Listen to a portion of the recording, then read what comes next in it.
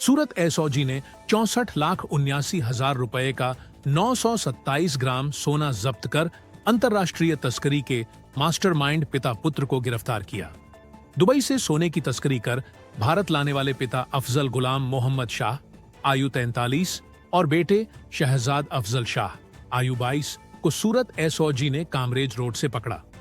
आरोपी सोने को रासायनिक रूप से छिपाकर लाते थे। मामले में वडोदरा के एक सोना व्यापारी समेत 4 अन्य को भी गिरफ्तार किया गया है। कुल बरामद सोने की कीमत 64,79,990 रुपये आंकी गई है। भारत न्यूज के लिए सूरत से अशोक दास की रिपोर्ट।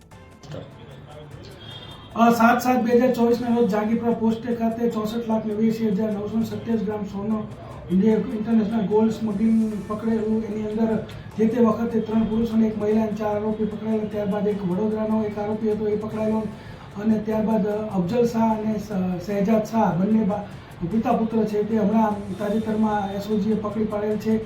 અફજલ શાહ અને શહેજાદ શાહની ભૂમિકા એવી હતી કે અફજલ શાહ છે અહીંયા માંગરોળ સુરત ગ્રામ્યની યાર્ડમાં રહે છે ને એ માલ મંગાવતો હતો અને શહેજાદ શાહ દુબઈમાં રહી અને એ માલ મોકલતો હતો।